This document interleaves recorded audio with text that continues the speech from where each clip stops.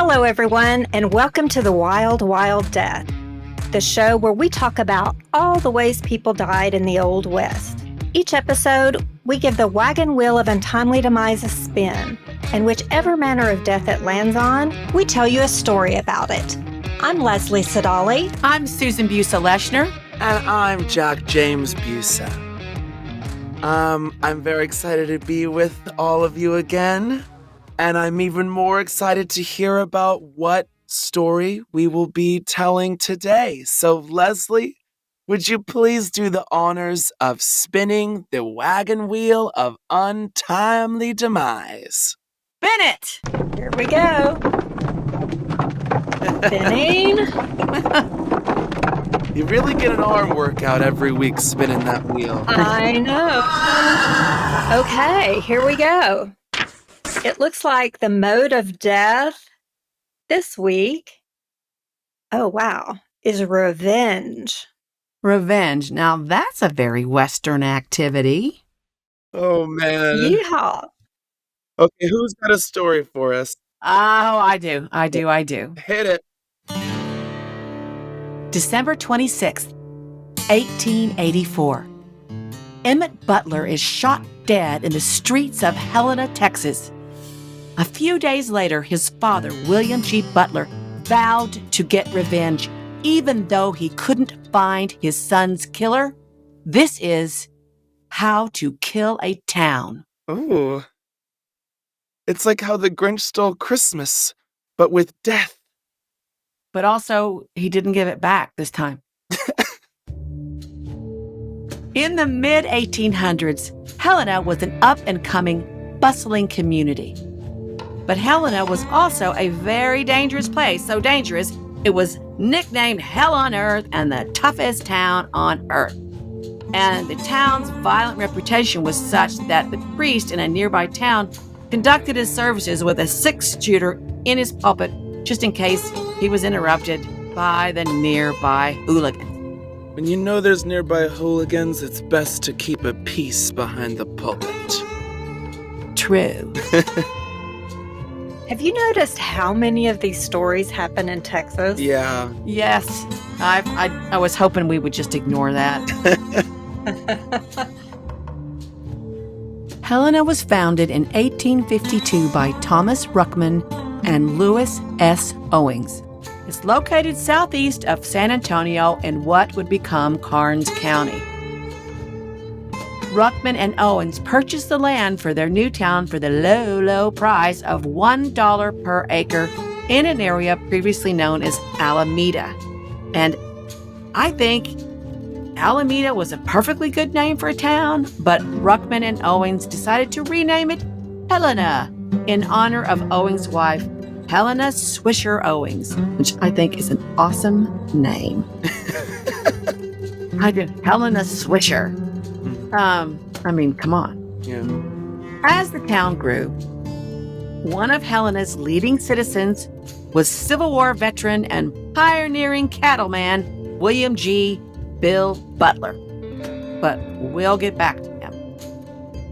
In its heyday, Helena boasted a population of about 300 regular citizens, courthouse, a jail, a church, that I guess I understand that housed 3 different religions. There's like one church building, and sometimes the Methodists worship there, and sometimes the Baptists, and sometimes the Presbyterian.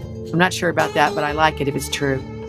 There was a Masonic lodge, a drugstore, a blacksmith shop, 2 hotels, a general store, a co-ed school, and a newspaper. Wow.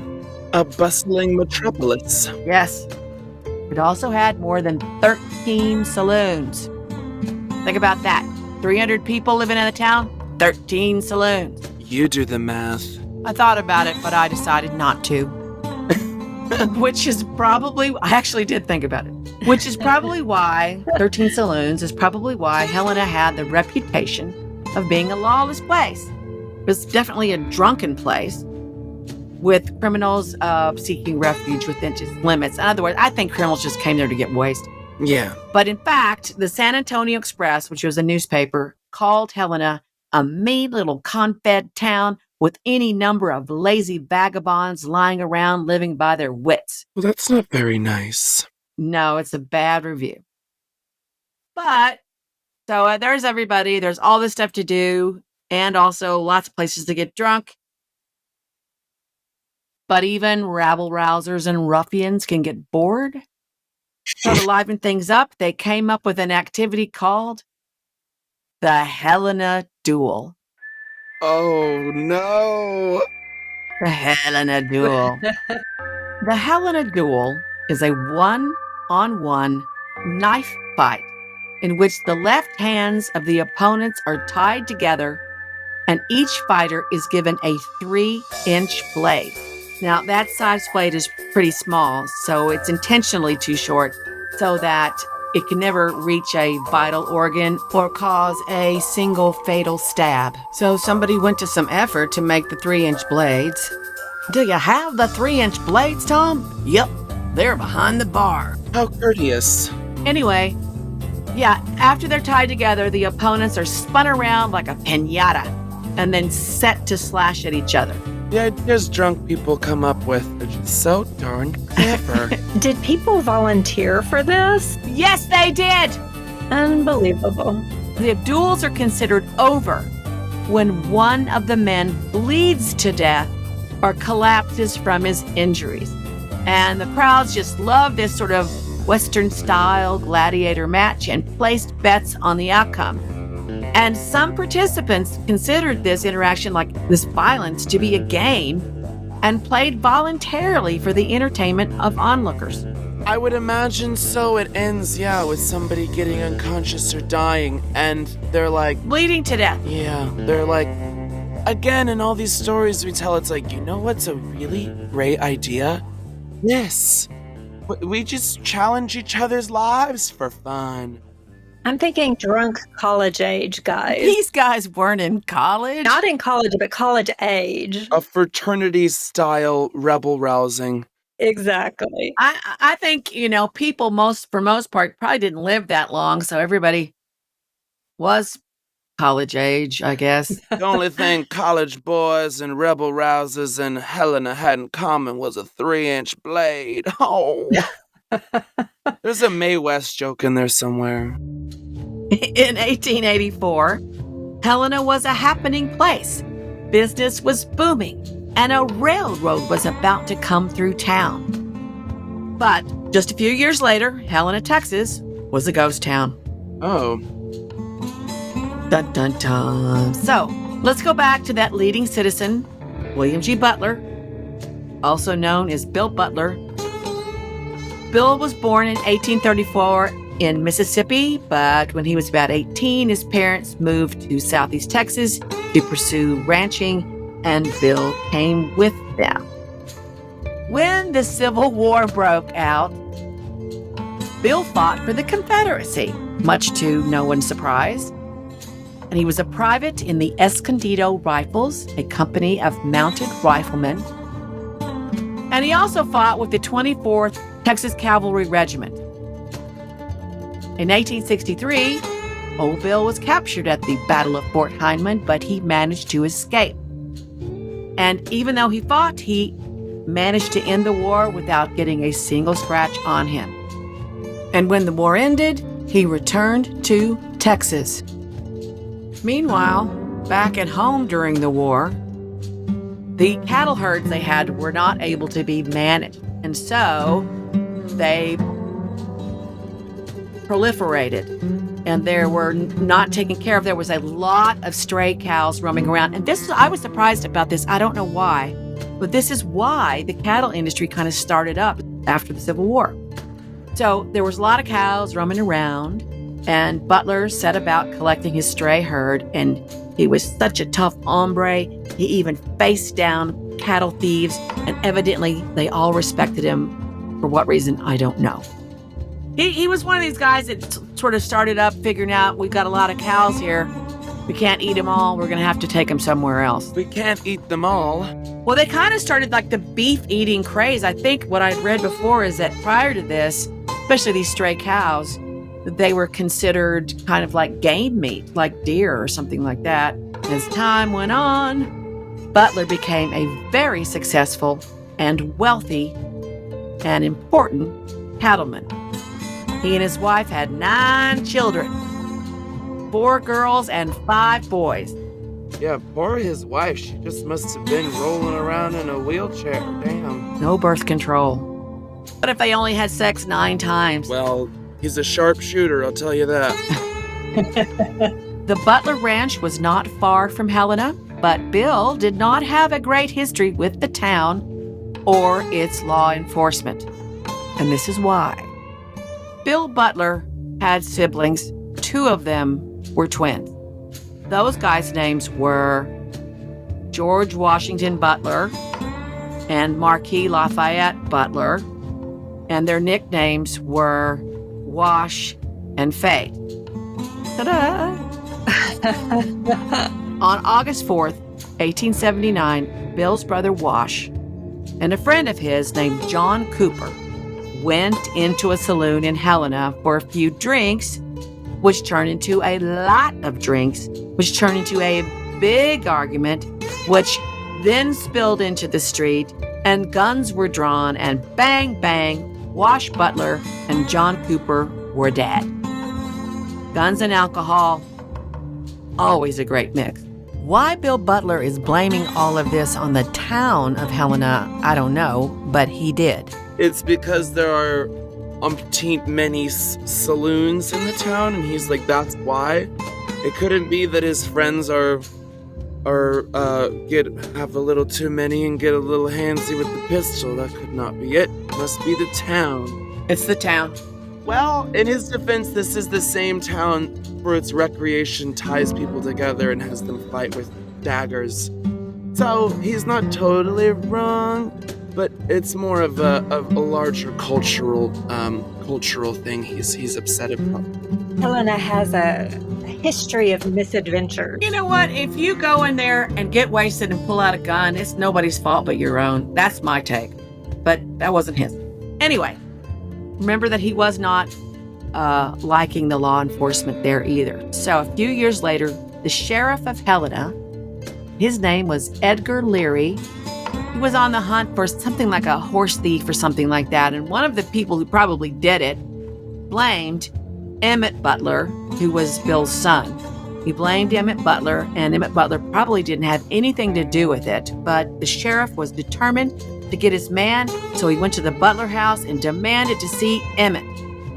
But when Mrs. Butler said her son wasn't home, Sheriff Leary barged in anyway and searched every room, including a bedroom where someone was in the bed. Even though Mrs. Butler insisted it was one of her daughters home sick in bed, Leary yanked off the covers, and surprise, it was one of the Butler girls sick in bed. Bill Butler and his sons, including Emmett, were furious. Tension is rising between Bill Butler and the town. And the sheriff. And its law enforcement. He's like, I don't like those people over in Helena. They got me drunk and forced my friends to kill each other. Which totally makes sense. Now, you got to give him this. He warned his sons to stay away from Helena. Just don't go there. It's not a good idea. But no one will be surprised to learn that his sons did not listen to him. Yeah, it's like when you tell somebody don't push the button, they're going to push the button. Bill Butler, I think, was off on a cattle drive. And while he was away, on December 26, 1884, 20-year-old Emmett Butler and a ranch hand named Hugh McDonald were in a festive holiday mood, meaning they were getting drunk, and then they went to Helena, where they got more drunk. Now, I can't remember if it's unclear to me if they were in a saloon or the general store. But anyway, as happens when you get more drunk, eventually Hugh got in a fight with somebody. And surprise, the guns were pulled and shots were fired. But this time, Sheriff Leary and a deputy arrived and took Emmett and Hugh's rifles away. Like, give me that. But instead of just letting it go, Emmett pulled a revolver out of his coat and fired point blank into Leary's chest. Whoa. This just sounds like a bad movie, but this is what they said. Leary dropped to his knees, and his last words were, "He has killed me! Shoot him!" Then he dropped dead. Damn. And Hugh yelled, "Run, Emmett! You've killed the sheriff!" So Emmett ran. He hopped on a horse to make a getaway, but everyone who was there, like 40 people, pulled out their guns and opened fire. Whoa. The poor horse was killed first. Whoa. Emmett was hit several times in the leg, and he received a fatal shot to the back of his head, and he died the following morning. At the inquest, turns out, oh, surprise, Emmett's gun killed the sheriff, and some unknown person killed Emmett. So, this is a happy holiday. This does not bode well. No. On Sunday, December 28th, Emmett was buried in the family cemetery. Damn, Merry Christmas. I know. And on Monday... He rose from the dead. No. Surprise. That's in April. On Monday, his father arrived home from a cattle drive. So on Sunday, Emmett was buried. Monday, Dad shows up. Damn. Can you imagine how you'd feel? No, I can't. That would be awful. You come home and one of your kids is dead. Not only that, they were buried. Yeah, it's done and dusted. And you're Yeah. coming back home oh, can't wait to see everybody. I hope it's... Yeah, I don't know if they were able to send him a message or not. Maybe. I don't know. Probably not. That's awful. Well, I don't know if they had telegraph going where he was. Okay, so now he already has this resentment towards this town. That's already been building, and then Yeah. in his point of view, they kill his son. Even though it wasn't unprovoked, but still, they kill his son, and so then I'm gonna guess what happens next is fire and fury rain down upon the town, but you tell us. So he's furious, and he grabs his guns, and he rides into Helena. Now, sometimes he's there by himself. In another version, he came later. But at some point, he rides into Helena accompanied by an armed gang of his ranch hands. And he rides down the main street, yelling to everybody up and down, demanding to know who killed his son. Now, I know that sounds super dramatic, and it is. But if you have children, I can completely understand why you would do it. Come out, right? You'd be out of your mind. Completely get it. Since it was likely that everybody who was there the day Emmett was killed was shooting, it probably wasn't clear who fired the fatal shot. Plus, maybe this is just me. If I'm faced with an armed posse and an angry father with a rifle, I think that nobody in their right mind would own up to killing Emmett at that point. It was me! Yeah. There was no bullet analysis or anything. Yeah. Okay. Well, no, but I mean, it's just not even that. If somebody goes, okay, I did it, it's not like, Bill Butler's going to go, you know what? That's all I needed to hear. Just tell me you're sorry and we'll just call it a day. And we'll move on. Yeah. I don't think so. They'd be dragging that guy out by his feet. No, everyone's like, Emmett? Oh, that rings a bell. Okay, so no one's owning up to it. He's scaring the hell out of the town. He's mad. No one's owning up to it because obviously they wouldn't, and they're all probably still drunk. Anyway, since no one would admit to killing Emmett, and Butler couldn't exactly just massacre everyone who was there, the legend is that Butler yelled out, "For that, I'll kill the town that killed my son," and he rode away. Whoa. Now, he might not have actually said that. That's what he was thinking. Butler made good on his threat within a year. How? Tell us. Well, I'm gonna.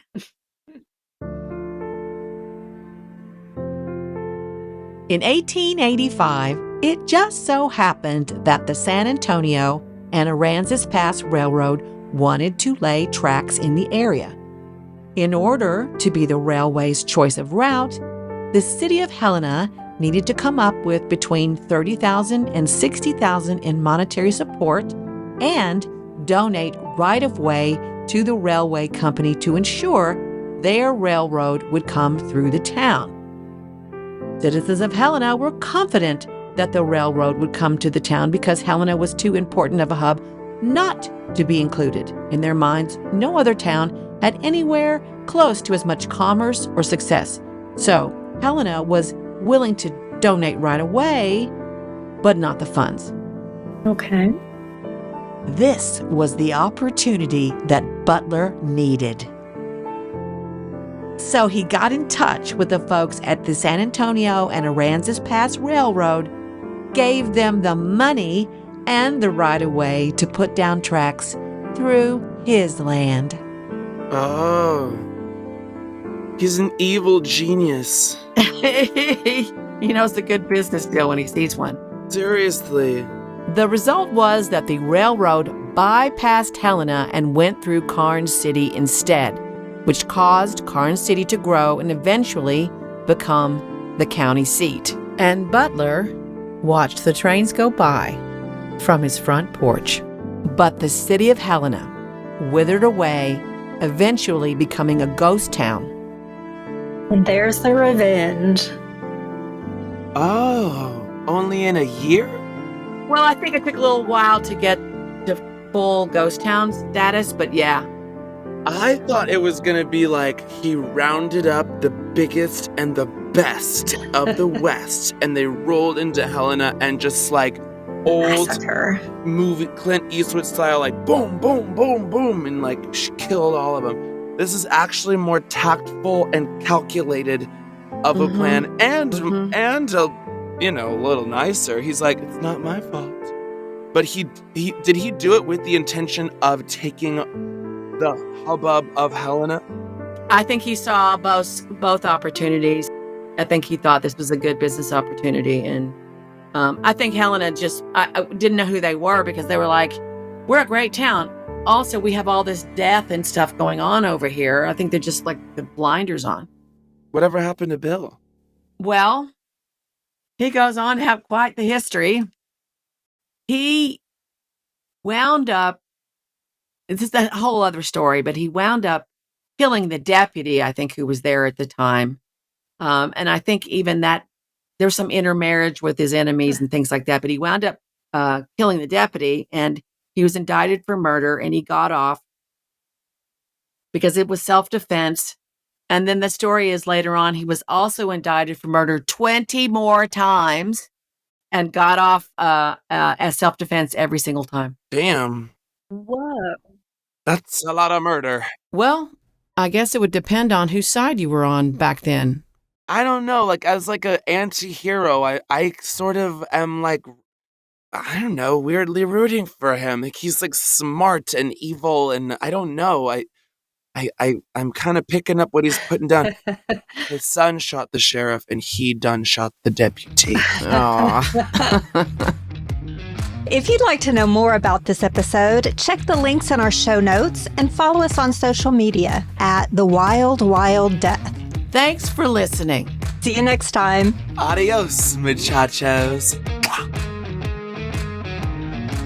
The Wild Wild Death is a 2222 Media production.